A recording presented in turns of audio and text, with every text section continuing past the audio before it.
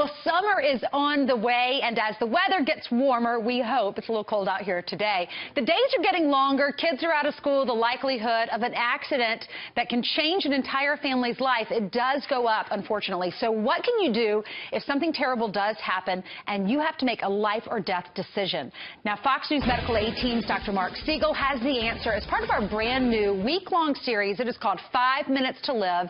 Today we are focusing on diving accidents. Dr. Siegel joins us now live from the hospital where Brian was born, North Shore University's hospital in the ER. Hey, Dr. Siegel, good to see you. Hi, Ainsley. Brian is long gone here, but a lot of people are coming in with diving accidents. Diving is very dangerous, and it's getting to be summer now. People taking the tops off their pools. The American Red Cross says don't dive into water less than 9 feet deep, but the injuries are occurring when people, a lot of them are drunk or sometimes on drugs. They're trying too many tricks. They're diving into those above ground pools that are 4 feet or less. They can hurt their head, their neck.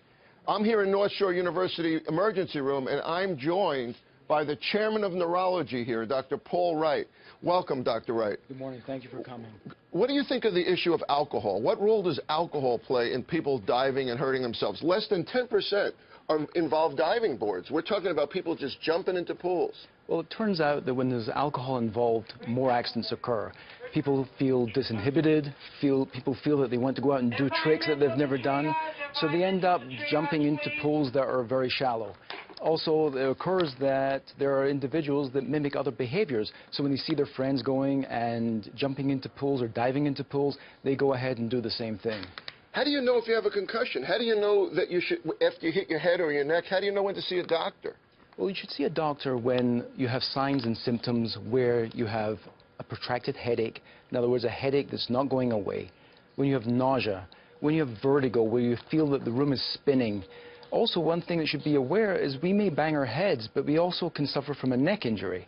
So if someone starts getting numbness and tingling in their hands or their feet, or if they start feeling that they're having difficulty walking, then you should go to the emergency room.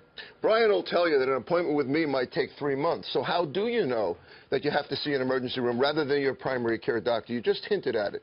How do I know, got to go to the ER right away, call 911?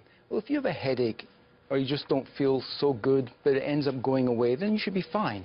But if you're having symptoms where you know something's wrong deep down inside, you also know that you are becoming more fatigued, forgetful, where you're having nausea, vomiting, where the room is spinning, where you're having difficulty standing up, when you're having weakness of one of your arms or legs, or if you're having numbness and tingling that seems to be getting worse, you should go to the emergency room. What can happen to you if you don't get treatment? What's the worst case scenario here? What's the outcome going to be for people that smash their heads and don't go to the doctor or the ER? Well, the worst case scenario is always death. But you can become paralyzed. If you have a neck injury where you fracture your neck or you have a spinal cord injury, you can become paralyzed. What's the final tip you can tell people? The final tip is this. Don't drink and dive. Lauren. You have to listen to the lifeguards and look at the signs. Don't drink and dive in the summer. Back to you. Yeah, Dr. Siegel, I was reading the Red Cross says unless it says 9 feet on the side of the pool, do not dive in water that is, it has to be 9 feet. And also don't dive in above ground pools. Great advice for all those families out there that are watching, Dr. Siegel. We appreciate that.